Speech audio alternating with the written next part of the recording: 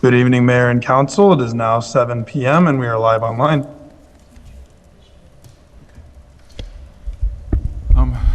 Okay, let's start up at 7 o'clock. Let me call the meeting to order.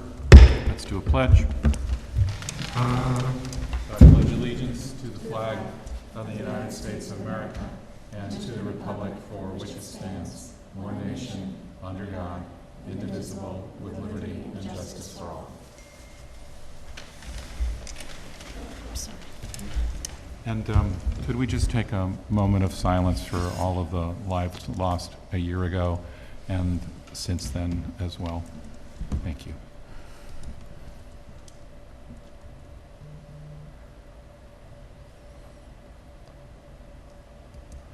Okay, let's do a roll call.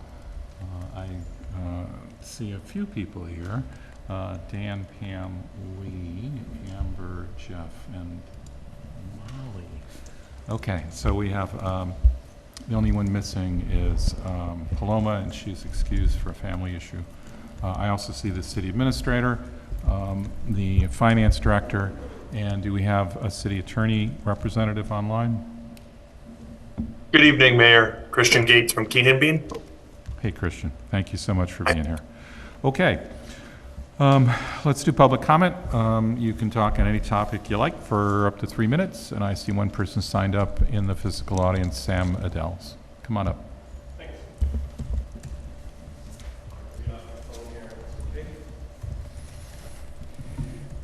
Good evening. My name is Sam Adels. I live in Ward 2. I served on the Conservation Advisory Committee for 3 years, and I'm an organizing member of the Beacon Bicycle Coalition. Our city is changing rapidly, and change is an opportunity for growth. I urge you all to listen to your constituents and seize the opportunity to install bike lanes on the new Fishkill Avenue corridor. All new planning and construction in the city should factor in safe bike infrastructure to help our city equitably and sustainably serve its citizens. Some of you came out to the Bike to School event we organized last May. We're doing it again October 17th, Thursday, if anyone would like to join. We had over 100 kids bike to school together that day from South Ave, Forrestal, and South Ave, Sargent, and JVF. We got tremendous feedback after that from families that shared how Bike to School Day instilled a love of biking in their kids and encouraged them to ride to school. The bike rack at Sargent Elementary, I can attest, has been filled every day this school year as a result, and it's awesome. Biking is fun, it's good exercise, it's good for mental health, and it's a great way to start the school day off right, and it sure beats the traffic associated with school drop-off and all the greenhouse gas emissions involved. I come to you this evening not as a bike-obsessed fanatic, which maybe I am, but as a parent to a second grader. I want her to be able to safely bike to school like I did when I was her age. I want her to enjoy biking without the fear of cars, and I want Beacon to be the kind of city where cyclists of all ages can ride their bike to school, work, for running errands, or just for good old-fashioned exercise. The sad reality of our city streets is that it doesn't feel safe to ride a bike. I've been aggressively cut off, cursed at, been put in danger by drivers who don't think I have a right to the road. This is because the built environment favors cars. Drivers yell at me to get on the sidewalk, which is illegal and dangerous. I'm also wondering if members of the council have noticed the explosion of e-bikes. Their use really cuts across all socioeconomic lines. We have Pedigo, a booming local business that happens to be on Fishkill Avenue. E-bikes are a popular climate-friendly form of transportation. They're only becoming more ubiquitous. I think we should plan for them. I see many families replacing cars with e-bikes that haul their kids to school, bring groceries home, and they're commuting on e-bikes. They're replacing cars, and we should plan for more of them in the future because they are a part of the solution to the climate crisis. Beacon has made great strides. We've done incredible work towards becoming a model climate-smart community. Sadly, Kingston is light years ahead of us in climate-friendly bike infrastructure. We have a generational opportunity right now with the rezoning of Fishkill Ave to plan for the future and make this corridor a model urban avenue that promotes equitable access, climate-friendly transportation, and a more livable city. 15 seconds. I envision a Beacon where kids can safely ride their bikes to school, a Beacon where Fishkill Ave is a vibrant new main street that draws Beaconites and visitors from neighboring towns on the new bike path, which will spur all sorts of economic opportunities. Let's build that version of Beacon, starting with bike lanes on Fishkill Avenue. Thank you very much. I appreciate your time. Thank you. Anyone else in the physical public want to make a comment? Come on up. Let us know who you are. Teresa Kraft. Once again, I'll say that the city needs a historic arm other than members of the planning board, the zoning board, the city council. There needs to be historic preservation. It was a tragic to watch the epic fail, not meeting any OSHA regulations when the wrecking ball came to town and annihilated 2 Cross Street. The city gave away more keys to the city when it granted that project. It dropped the ball and said it was the wrecking ball. The city should have included the 2 Cross Street structure in the HDLO rather than allow the building on Cross Street to be turned to dust and the historic building on Main Street, soon to be swallowed up into a megatropolis new build located in that part of the historic district. We are only on the street front wall of that building is to be saved and enveloped into the new build, where the entire rest of that building will be destroyed. The developer should have been forced to design a smaller project. If our city does not send a clear message that it will no longer allow its 19th century buildings to be razed for a project like this, then developers will continue to pursue this opportunity. Now the city is facing the same scenario with the developer of 248 Tyranda, demanding the city play by their rules. It doesn't matter, the developer says, they can't find a tenant for the commercial part and just want to build housing. They should just let that building sit for years until it meets the obligations with the city. Tuck Tape was empty for more than a decade or two. Let's follow the rules as written into our codes and not the rules written by these developers. It's really sad. Thank you. Thank you very much. Anyone else in the physical public? Mr. Swanson, anyone in the online public? If you're on Zoom and you'd like to make a public comment, you will need to use the raise hand option at the bottom of your screen. If you're joining by phone, you will need to press *9. Lastly, if you're joining us by YouTube, you will need to join the Zoom instead by visiting beaconny.gov. And as of now, Mr. Mayor, we do not have any hands raised online. Okay, let's do reports from the council. Start on either side. Let's go. Molly, you want to come around?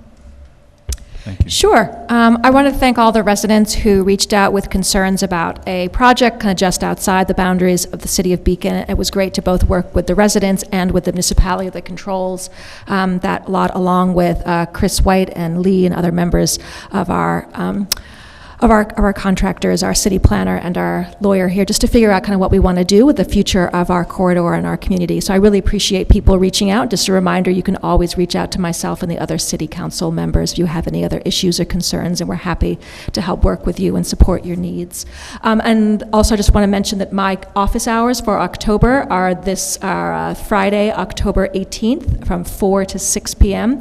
at Pole Hill Park. And if for some reason it's raining or too cold or too hot, I'll be in Bank Square Coffee House just next door, and I'll pass it to Jeff. Thanks, Molly. Just one announcement tonight, and starting with a thanks to Ben for helping me put the surveys that are up on the City Council webpage. We've discussed it earlier at previous meetings, and happy to report that there are now 4 ongoing surveys where people can give feedback that I will share with the council members. There's a feedback survey for residents and for businesses, and both versions have Spanish opportunities as well for people to feedback in Spanish. They're going to be up there for a run, a couple months at least at a time. We might update them.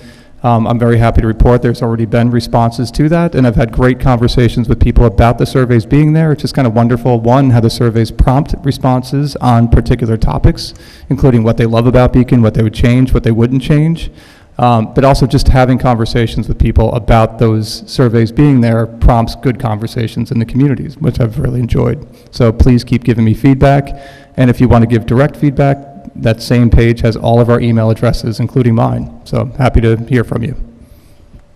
All right. I think a couple of quick comments on some things I'd like to see the council pick up. We have heard a lot from people about bike infrastructure. I have seen a lot of lawn signs supporting bike access. And when the council discussed the parking minimum and what we were doing about that, I think we all agreed that we wanted to really take a look at how to encourage walking and biking and alternative means of transportation. So I'd love to see us pick up that conversation, understand our options, and put some concrete steps in place there. Also interested in picking up more work from our strategic planning session earlier in the year, most especially as related to housing and zoning. The other thing I wanted to talk about was the Fjord Trail and the Visitation Data Committee, which has wrapped up. There are 2 reports that have been published on the Hudson Highland Fjord Trail website, and I've emailed those to the entire council so you can take a look at them as you wish, regarding traffic and just overall growth to the space. It was a very transparent and lengthy process to get to a majority consensus on those, so I thank the Fjord Trail for their continuing transparency and engagement with the community to make sure that we get this right, and I encourage folks to go and check those out. And I do want to thank Sarah Mencher, who had served on this committee from the beginning, and then Zach Smith, who joined when I did over the summer as some new members were added. So it was a significant amount of work, and I particularly thank them for their service to Beacon and helping with that. And that is all. Hello. I just wanted to report, it seems so long ago, but Spirit of Beacon Day, even though it was a rainy morning, drizzly morning, it really, thank you for everyone who came out and participated and supported the local nonprofits and businesses on Main Street. It was a fun time had by all. Also, you know, hearing from some residents along with the biking, and I don't know if on the county level, if we have any feedback possible on the rail trail feasibility study, and where is that at, and if we could get an update. And that is all I have for now. Okay. All right. I agree with Amber. I'd really like to take up the conversation about bike lanes as well. You know, last year we had Beekman Street on the milling and paving schedule, and then I asked if we could do a bike lane. We said no, we'll kick it to next year because it took some planning to do, and so I think that's still an important street for us to look at when the opportunity arises. And then the second thing I have is that I will not be having office hours this month, and I will be resuming my office hours in November. The next time I'll be doing office hours is the 3rd Sunday of November, November 17th. But of course, you can always reach me by phone and email. My information's on the website. Thanks. Okay. Just a couple of items. One, I was not able to attend Spirit of Beacon. I had to travel that day out of state and was out most of the week. I hear it was a good time. 2, I want to thank those in Beacon who served on the Fjord Trail Visitation Data Committee, just Amber, Zach, and Sarah. Thank you very much. I was really looking for people who could actually understand data as opposed to just voicing concerns without any backup. So I'm most appreciative of your input. Thank you. 3, just on 2 Cross Street. I'm probably the only person that's ever been inside what was 2 Cross Street. I recall vividly the bathtub in the kitchen at the time, and I also was around long enough to recall the Burnout Pizza place that the Tomasi family owned in front of it that sat around for years. I believe the lot in front was far too small for building, and I think this is a good solution, and I think it will help our Main Street a great deal. I also want to thank Molly's for her effort in engaging her constituents in Ward 1 regarding the development at the southeast corner of 90 and I-84. I think many of you know the mayor sent a letter on the city's signature for that development. We asked to become an interested party at the start of the effort, and that letter discussed why routing cars through residential neighborhoods isn't a very kind of normal or appropriate approach to getting southbound vehicles on Route 90 to U-turn and head up into the entrance for that, what would be a self-storage facility. And also that letter pointed out that by far the better approach was to connect that site to Camp Beacon and to Manawan Road, and from there to connect it to an access road that the city is proposing to build from Route 52 up into that section. And then finally, just on our activities on the rail trails and the Fjord Trail, I've been having discussions with parties regarding funding. So while the line has not yet been abandoned by Metro North, that's a federal highway, federal Rail Commission decision. I'm not sure the name of the commission. That is coming. The county was excited enough to engage in a feasibility study before the rail had been abandoned and running in parallel. They're expected to report early next year. I have asked the head of county planning for their opinion on the feasibility of a bike lane on Route 52. I will forward you that email. It basically says that's not a very good idea and it's unsafe. I asked the city engineer the exact same question and got exactly the same response. I will forward that. By far, and what those parties are saying and what our planner is saying is that the safest activity, safest backbone for our biking system in Beacon are our fjord trail and our rail trail. And I intend to be focused on that and get the funding early and get it done. Anyone who's ridden a bike, and I went to a college that was probably the bike capital of any college in the United States, the University of California at Davis, where there are more bikes than there were people. They built out most of their city with nice wide lanes long after Beacon was built. It is very difficult to negotiate on our streets. By far, the safest lanes will be our rail trails, and they will be our flattest lines. Riding bikes around here, I know every single hill. I know exactly why Route 52 is uneven with the rail line, even though it starts even and ends even. And that's because it goes up and down, and the rail trail does not. So anytime that I ride that bike, my preference would be that. I'm also engaged in talking to lots in that area about access to the rail trail from Route 52. Pedigo is an obvious one. They're all excited about the prospect. In fact, anyone who's been to their lot, just look in the back, you'll see they've already connected their lot to the rail trail. There are other access points as well, and I think that the correct approach will be to get those access points in place. We will be able to get funding for those. I think the odds of us getting funding for a bike lane directly adjacent to the rail trail is zero and will be a distraction from funding the rail trail and getting it built immediately. So those are my thoughts on those items. I apologize for taking so long, but we can move on to the budget shortly. I will ask the county when their study is due, but I believe it was start of the year. So let's go on to the 2025 operating budget. Chris, do you want to introduce it, or should I? Go ahead. Okay. So I'm going to have... I did have a report update, though, if Oh, you I'm give sorry. me 1 minute. Sorry. I just want to Got a note few that... things going on in the city? Not much. Okay. I mean, there's no construction or milling or projects at all. We are milling and paving streets this week, and next week we'll start paving. We do have updated schedules on our website.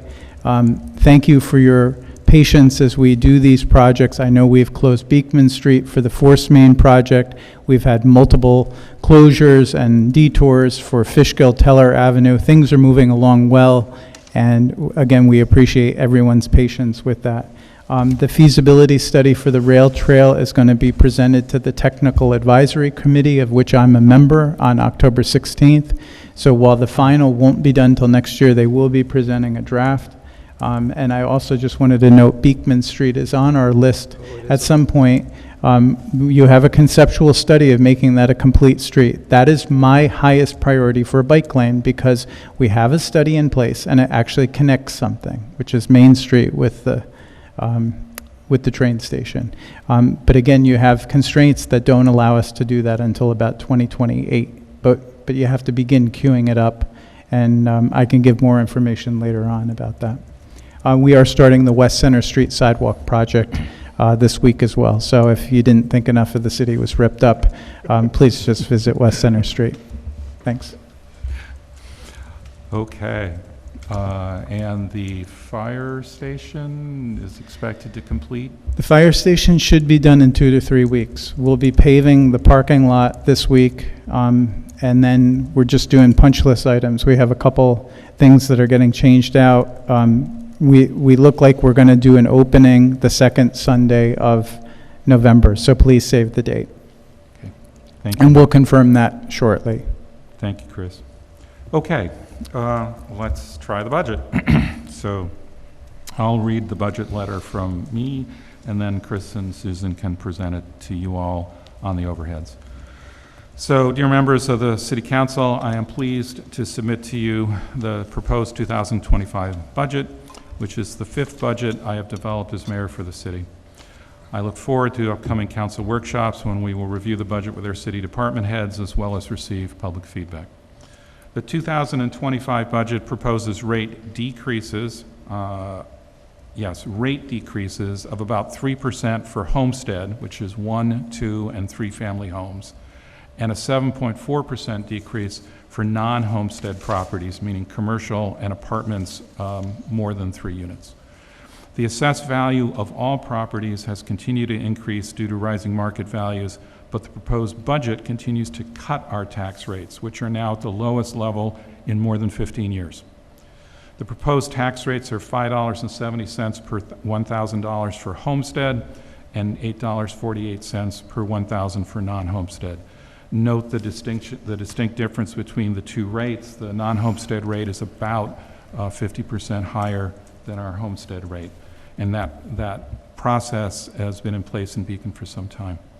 As was the case last year, New York State's adjusted base proportions, that's the law that allows Beacon to have lower home tax rates relative to the commercial rates, favored non-homestead this year because of the relatively higher appreciation of home values.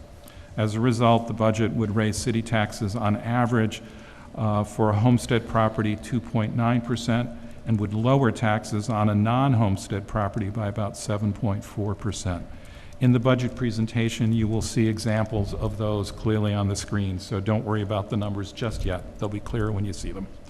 Our water and sewer rates will increase only 3%, both below their respective consumer price indexes. While the high inflation of 2021-2022 has decreased to more sustainable levels, the city continues to face cost increases that outpace the general inflation rate. Despite these expense headwinds, our city budgets have kept tax increases well below inflation, and we will do so in this budget as well. The primary reasons for our success have been: 1, new construction, which continues to add about 1.5% to 2.5% per year to our tax base, and a total of 9% over my 5 budgets as mayor. And just to understand that, otherwise our property taxes would all be 9% higher. Okay? The second reason for our success have been other new revenue sources besides new construction. In particular, the sales tax agreement that was negotiated with the county, which now generates over $1 million in new revenue each year. This year's addition of sales tax revenue, I believe, is approximately 9 to 10% of our property taxes. So again, just to understand the impact, your property taxes would be that much higher absent the sales tax deal. And then third, smart management of both grants and spending. As examples of that smart management, the city's focus on preventive maintenance of vehicles, equipments, and buildings has increased short-term expense, but has been more than paid for by longer asset life and lower repair cost. Initiatives like the water meter upgrade project will help the city to more efficiently track water usage at less cost once the installations are completed. And then picking and choosing the right grants in highway, fire, police, climate smart, and other areas allows us to access other revenue sources with relatively small impact on our limited staff time. The 2 largest cost increases in the proposed budget of 2025 are the city's mandatory contribution to the state pension system, which will increase for a second year in 6-digit amounts, and then also cost of living adjustment for our dedicated workforce. As a result, to maintain fiscal discipline, the city is not proposing to add any new positions to our employee rosters in the coming year or to expand programs in 2025. This strategy will also help the city absorb new financing costs for borrowing related to our major capital projects in the past several years, including the rehabilitation of our central fire station. No use of city fund balance. City fund balance is basically our checking account, is proposed for 2025, and the city will again come in below the allowable increases for the state's property tax cap. The 2025 proposed budget includes the council's recent increase to police salaries, which provided an additional 5% increase to the salaries above the previously negotiated increases. As was discussed this summer at several council meetings, this increase was necessary to retain and attract new police officers during Beacon's most severe staffing shortage in many years. Currently, the police department has 8 vacancies out of a force of 36 officers, which requires regular use of overtime to cover contract-mandated minimum shifts. The proposed budget increases police overtime by an additional $200,000, recognizing our short staffing and the difficulty of hiring when demand for quality police officers outpaces supply. Each year, the city continues major investments in our physical infrastructure and equipment, and you can all see the results, including the nearly completed Central Fire Station. The city worked tirelessly, there's a good word, to retain $9 million in federal and state funding to pay for virtually the entire rebuild of Teller and Fishkill Avenues, where sidewalks are being reconstructed for the first time in generations. Investments in 2025 will include a new dewatering system at our wastewater treatment plant, installation of new water and sewer mains on Fishkill Avenue, and the long-awaited reconstruction of the Melzinga Dam to ensure both safety and climate resiliency. I am proud of Beacon's direction and momentum going into 2025, and ever grateful to our city employees and their professional leadership for their outstanding service to this community. We will continue to run a fiscally responsible government that prioritizes quality of life issues and infrastructure investment, while ensuring that we continue to attract and retain great employees. I'm honored to serve as mayor of this amazing community and appreciate the council's unwavering support for the historic investments that we are making in our beloved city. I look forward to our upcoming discussions regarding this proposed 2025 budget. Respectfully submitted, Lee Kiriakou, the mayor. Okay, thank you all for your patience. Chris, you want to? Yes, Ben, can you put up the presentation, please? I have a PowerPoint that I'm going to go through, and if you have questions, please let me know. I do want to start by just thanking Susan Tucker, our finance director, for the incredible amount of work that she did in putting the budget together and in managing the budget so that we stay on target. A budget really is the plan, and sometimes the plan doesn't go according to plan, and Susan's been very effective at mitigating that. I also want to thank our department heads for looking ahead. The department heads came in very well prepared this year. They had, they understand that this was going to be somewhat of a tight year, and they really looked hard at their numbers. So you're going to be talking to 6 of our largest departments in the coming weeks, and I'll walk through the time frame. If Ben, you'll advance the slide. So tonight, according to the charter, section 5, we're presenting the mayor's proposed budget with his budget message.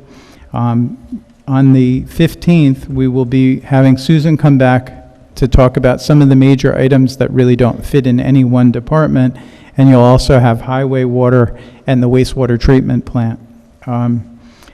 We do need to set a public hearing for the budget, which we hope to bring to you for a vote just to set on the 21st of October, to be followed by discussions with the police department, fire department, and recreation. That public hearing would be set for November 4th, and after that we have until December 16th to do budget adoption. And last year, you may remember, we were done by the end of November. One of the things I would just say is this fall we're also bringing to you a new contract for most of our workforce, which is in CSEA. Those numbers are not reflected yet in these lines, but we'll explain as we get through this where some of that money might be. Ben, next slide, please. The council knows this, but for folks tuning in, the proposed operating budget is for 3 funds: the general fund, our water fund, and sewer fund. It doesn't contain our capital program, but you'll see the areas where the capital program influences the operating budget, and that's the financing costs that we'll talk about. Last year, we had a spending plan of these 3 funds that totaled $35 million. This year, we're going up just over 3% to 35.9. And the breakdown is in the slide here. Property taxes, rates are going down, but we'll talk about the effective rates momentarily. There is a modest increase for water and sewer. That 3% increase is actually below the roughly 3.5% CPI for water and sewer, which is a specialized target CPI number. Average homestead will face a 2.9% tax increase, while commercial properties will see a 7.4% decrease. That again wasn't intentional. Our guide was to try to bring both of these down, but with the base proportions that the state has calculated that you're approving tonight, this would be the effective tax rate. And again, I would just highlight that the mayor has mentioned multiple times, we added another $37 million in new construction and improvements this year. Over the mayor's 5 years, it has been cumulatively $178 million in new construction. Now, that's on a base of $2 billion, so it's about 9% of the tax. Next slide, please, Ben. So just walking through some of the major items in this, and then we'll get to more detail as we go through the department heads. These budget increases, as the mayor said, are mostly related to cost of living increases for salaries, and then also the mandated increase by the state pension system, which was approximately $350,000. And last year it was about somewhere between $450,000 and $500,000. So these, again, we wish the state would try to figure out how not to have these sharp jumps and decreases, and rather have something more steady. We are not proposing any full-time positions be added to the budget. We are only adding some hours for a temp position in the HR department, who's been helping us digitize all of our records downstairs and work through a backlog of 50 years of boxes. Easily. And he's worth it. The budget doesn't use the fund balance for the first time in many years, so our fund balance is basically like the city's savings account. In 2023, we used $200,000 of fund balance. In 2024, $253,000. The reason for that is because the city is different from the federal government. We don't have the capacity to run a deficit. So if you look at our revenues and then you look at our expenses, they have to actually match. Again, the largest increases are for police overtime, and we talked a lot about that over the summer. Retirement, which combined for the three types of retirement systems, is over $350,000. Contingency, that's a little bit of the salaries we were talking about. I'm not going to tell you how much of that is we're thinking for the COLAs, because we haven't finalized that. And then even insurance went up 10%, so that's $55,000. We were able to go up quite a bit with some of the revenues we got, and we are staying under sales tax by approximately $250,000. Ben, next slide, please. Some of the changes you'll see, there's a law of property settlements that's going to decrease by $80,000. That was related to the Tompkins Hose parking lot litigation that we had. That's over now, so that's coming out of the budget. We're also proposing to eliminate the community investment grant, and then the $30,000 for planning studies that was to go for the traffic, the citywide speed limit study. I actually have a good feeling that the county is going to do that for us next year. I've been talking with the Dutchess County Transportation Council. They're doing a similar study right now for the city of Poughkeepsie, so they already know what they're doing, and they also will then be considered, they'll know what not to do as well. On the revenue side, as the mayor mentioned, the sales agreement that we signed in 2022 continues to pay very heavy dividends. We're increasing the amount that we've budgeted for that collection from 5.8 to 6.1 million. And we do, for the first time, have in the hotel occupancy tax, which we hope you'll adopt later in the year. If you don't happen to adopt it, we can certainly back that out. On our debt schedule, we have about $750,000 coming off our bond schedule, which helps. That's money that we would pay every year, and those bonds are now being retired. Susan is beginning to the process of issuing bands, which are bond anticipation notes. That's a short-term financing mechanism between when you finish a project and when you ultimately go for a bond. It allows you to just pay the interest and also pay down the principal kind of like you would a mortgage. And this, again, is where the capital program that you've adopted and we present in May intersects with the operating budget. Ben, next slide, please. This slide just overviews our total appropriations for each fund, 26.2 million in general fund, 4.3 in water fund, and 5.4 in the sewer fund. The total revenue is, we have a chart on that later on. It's the sales tax, state aid, fees, mortgage tax, and as well as selling water and sewer both to our residents and to outside parties and haulers. And again, we could have gone up another 250,000 for the tax cap, but that would have caused a much higher level, well, a couple points higher for homeowners. Next slide, please. This budget summary is a lot to digest. This will be posted online for people to go through. You have the packets in front of you. The high-level overview of this is that assessed values continue to go up. So in addition to new construction, the value of the things that are, the properties that are here continue to go up. And this year, both for non-homestead and homestead, it was over 6% increase. At the same time, we're dialing down our tax rates. So when your home goes up 6%, it doesn't necessarily mean your taxes are going up 6%. And we've seen that. So we're actually half of that rate. We have a modest increase in homes, a decrease in commercial, and I would just say the new construction has allowed us not to raise the taxes even higher or make choices about cutting certain services and programs. Next slide, please. This and the next slide are just kind of a glimpse of the valuation of the properties in Beacon. And you can see Homestead, which is, again, for 1, 2, and 3 family, has doubled in the last 10 years, and it's at 1.7 billion. If you go to the next slide, Ben, the non-homestead has doubled from 223 million, almost doubled, to 415 million. Why this is important is this: when we go to the bond market and we talk to Moody's, one of the things they look at is, do you have a sustainable financial base which you're taxing? And this is a really good story. And I know there are unintended consequences of this as well, but the good story is when we go to the bond market, they look at that, and that's a robust portfolio. The next slide, please. Tax rates. As the mayor mentioned, we are now at the lowest tax rate in 15 years. Again, the amount of your house is going up, but also the tax rates continue to go down. And the proposed tax rate would be 5.7 for homestead and 8.48 for non-homestead.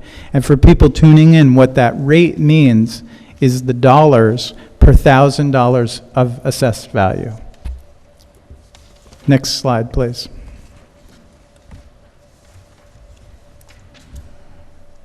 This is I referred to the fund balance not being tapped this year to help make the budget revenues match the expenses. This is the first time in a decade that we have not used fund balance to fill that gap. And again, our peak was during COVID. You would expect that revenues were down, expenses were up, and we've been able to kind of nibble that down over the years. We also do not have use of fund. This is the general fund. We also don't have the use of fund balance in the water and sewer funds. Next slide, please. Chris or Sue, what is our fund balance right now, if you happen to have that handy? If you don't, we really don't want to tell you. General fund? Yes, general fund, sorry. Before we transferred the $4 million into the capital project, it was around 15 million. So then we transferred 4 million in, so we're around 10 right now. Thank you. So. Okay. but we're not spending it. We're not. Yeah, I just. No, it's important for us to carry that, because again, when we go to Moody's, they look Right. that we have this fund balance, and they know that even if something happens, we're on really strong financial footing. They like to see about 30% of our expenditures. Yeah. Right, so we're right on target. That's why it was okay to put that much into the firehouse. And we're healthy in both the water and sewer funds as well. Sorry, what did they look for? They wanted it to be 30% is, they were very happy to see that we had fund balance so 30% of fund balance. appropriations. Okay, got it. I try not to go below that. Great. Calculation of tax rates. Again, the higher level piece of this is rates are going down again, and that helps to offset the increases in value. Sue, do you have anything on this? Generally, we put this out on the website so an individual could calculate how much their tax bill could be. They would take their assessed value and how does it break down. So that's why we include it on this slide. And we'll give you the actual in a minute of what the impact is on an average household. Ben, can we go to the next slide, please? So last year, we gave you an example of a house assessed for $500,000. I know there are some that are much higher than that, but this was just an example to show. We raised that to $530,000 this year to reflect the 6% increase in assessments for non-homestead. So the average increase for somebody with a $500,000 home would be $85.35. It's a 2.9% increase. And again, if we had gone to tax cap, that would be closer to 5%. Ben, next.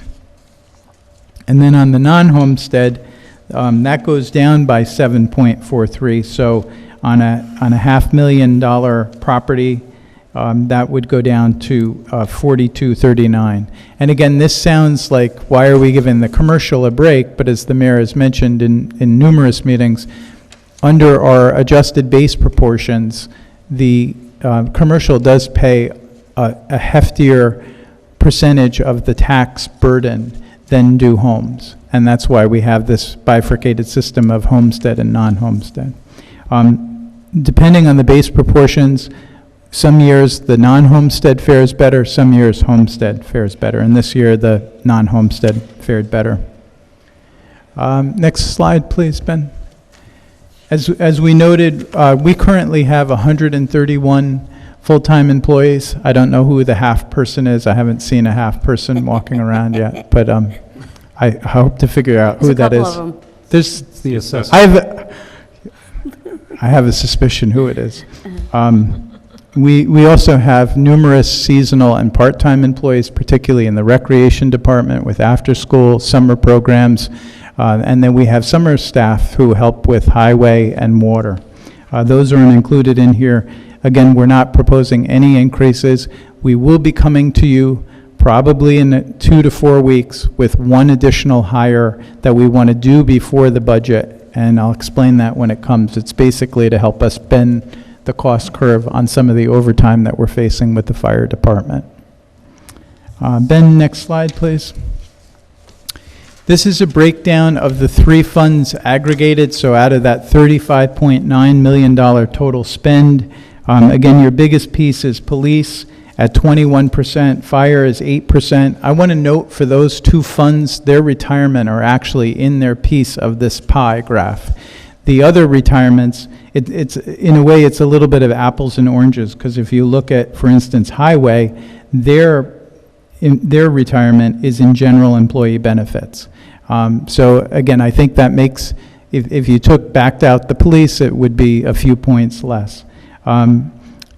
Again, our largest police, fire, sewer, water, and then you can see that we do have a general debt of 6%. That's the financing costs that we're paying on our bonds and will be paying on our bands. And then, Ben, next slide, please. And then the revenue breakdown, we've been trying to we've been trying to increase the non-property tax revenues that we take in. And many of you know that I renegotiated hauler fees some years ago for people that use our wastewater treatment plant. The mayor renegotiated the sales tax agreement, which really increased that. So right now, property taxes make up 30% of the money coming in. Sales tax is the next largest at 17%. And then our water and sewer fees, both to residents and to neighborhoods in the town of Fishkill, the prison, and also then the hauler fees make up a lot of our revenue there. In fact, hauler fees now constitute 30% of the budget for our sewer department. And that's all I have. This is a wonderful photo of I don't know if you remember this, we toured the firehouse when it was still kind of just a shell. Yes. I was wandering somewhere. Right, and Jose, our construction manager, is pointing to something good, maybe the budget. I don't know. Interesting enough to get me off my Yeah, phone, Dan's apparently. like, stop bothering me. I'm touring the firehouse. So thank you, and we'll take any questions. And Sue, if I missed anything, please. No, you did a great job. Thanks. So,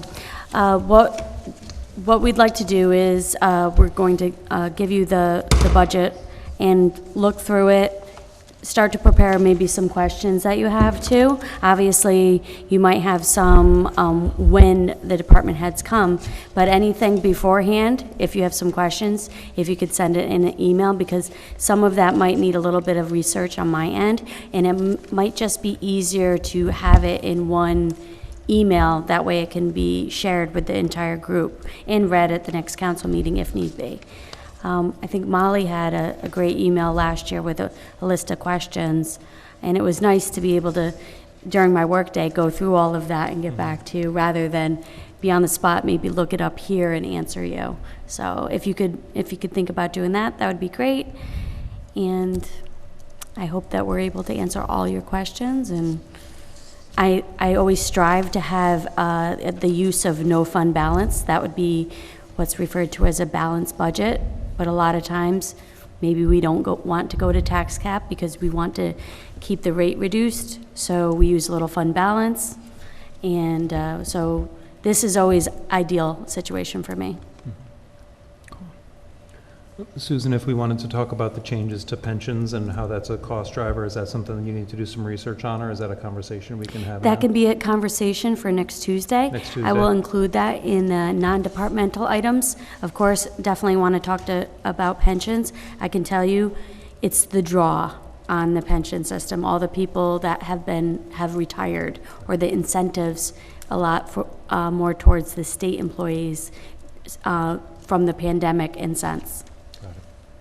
But I can have more information for you on then.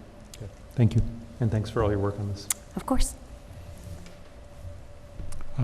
Yeah, there's a ton of work, and it's not being done by me. It's being You done can- by. You can tell you guys are really threading a needle this year. Yeah, but the department heads have been great, and I'm just very appreciative of both Susan and Chris for doing this.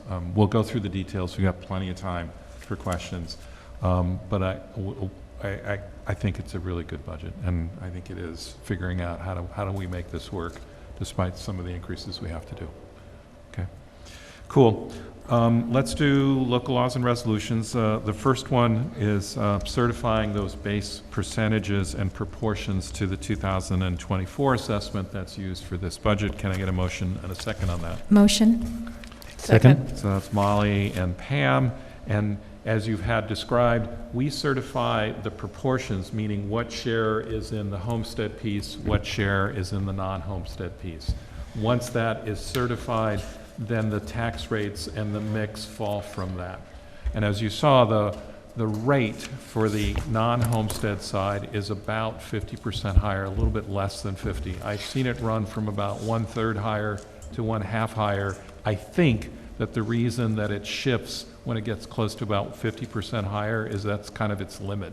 I'm just not sure exactly how it works, and I've never heard anyone tell me the clear as a bell explanation. So that's all I know.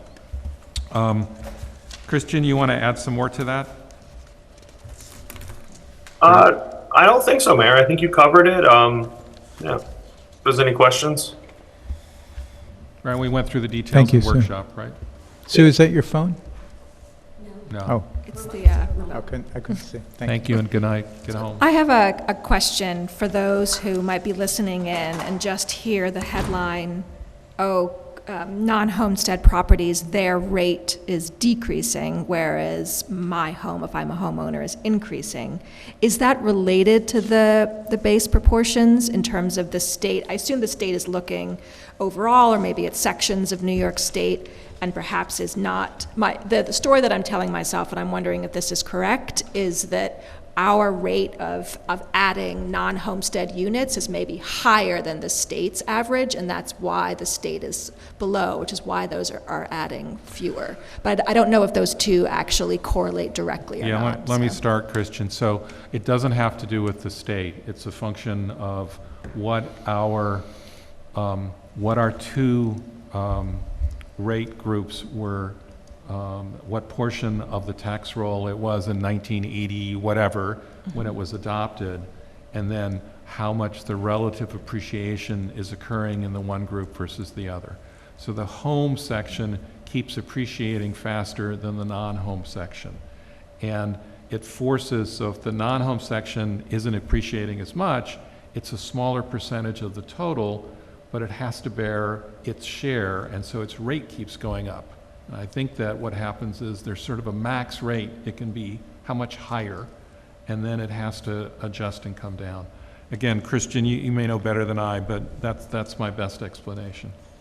Yeah.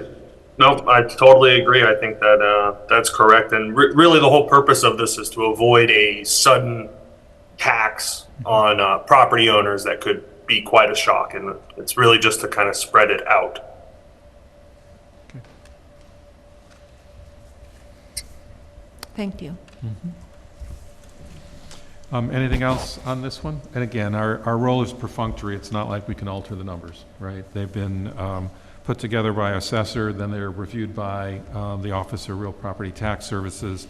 Everybody agrees on the numbers, and our job is to approve the numbers as they are. Any other comments?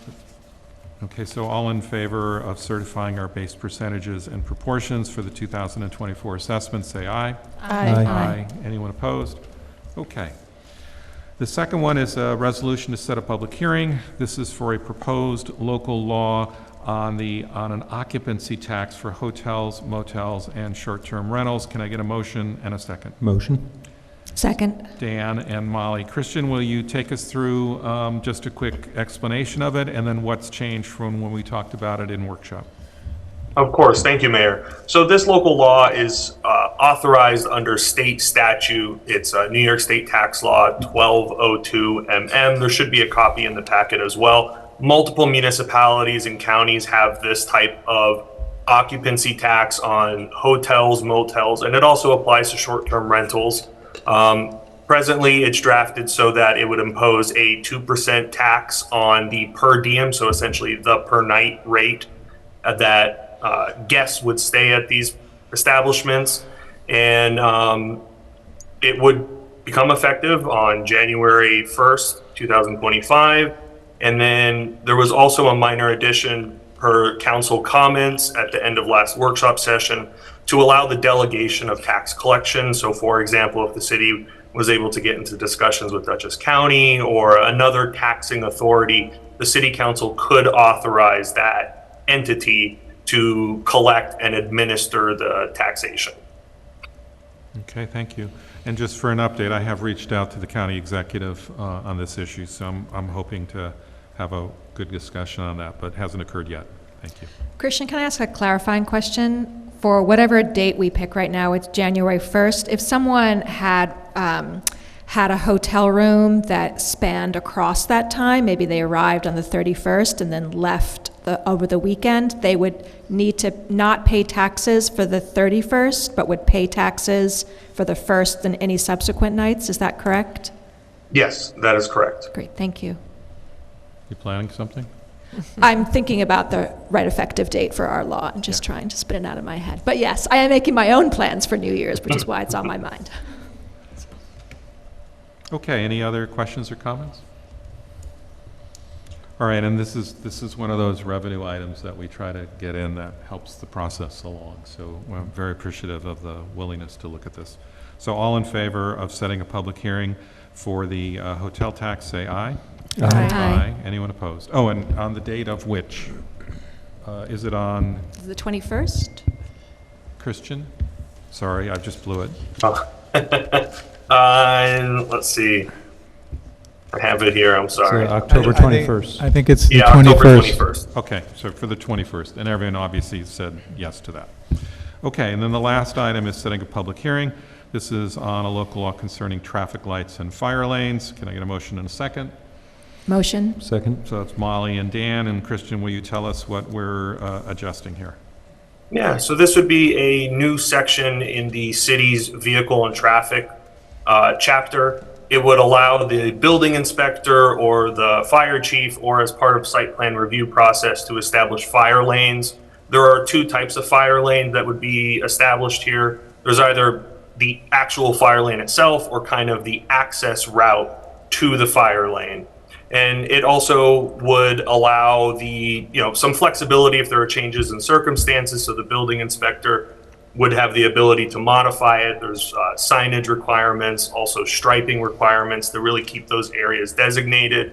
And this should help with enforcement of those fire lanes, because currently the city code does not have one. Thank you.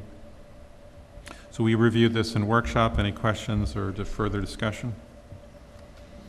All right, all in favor of setting a public hearing for this local law regarding traffic lights and fire lanes for October 21? Yes. 21st. 21st, say aye. Aye. Anyone opposed? Okay. And then can I get a motion and a second to approve the minutes of September 16th? Motion. Second. Molly and Pam, any adjustments? I just had a quick question about the public hearing, Christian, that I know that for 248 Tioronda, that they did not want to come before us and didn't have a date. And so is it correct in the minutes that we essentially closed that public hearing? Is that how it's kind of legally phrased? I would need to double check on that, but what was the public hearing formally opened? No. Yeah, I think we were given legal advice that we did not have to go through the act of opening them, that the The noticing applicant of them. withdrew the request for the action that warranted the public hearing. So essentially, it was canceled Yeah. at the Yeah. applicant's request. So maybe that's Yeah. the word we need. That's Yeah. in there. Is it? Yeah. So yeah, so I was just confirming that the language in there is correct for our action. We did vote on it. I don't think we used the word closed, but if that's the right language, then that's fine. We use the word canceled, right? I think so. Okay. All right, anything else? All in favor of approving the minutes of September 16th, say aye. Aye. Anyone opposed? All right, so this is the second opportunity for public comment. Seeing no one in the physical audience who hasn't spoken before, notwithstanding Jeff Sims. Hi, Jeff. Glad you're here. Anyone on the virtual audience want that second opportunity? Ben? No hands raised on Zoom.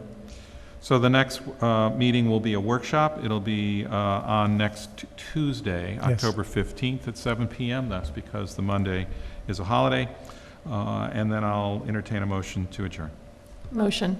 Second. That was Amber, as is her wont, and Pam. All in favor, say aye. Aye. Aye. Anyone opposed? Thank you all and good night. Thank you. And City Hall will be closed Monday for the federal holiday. So.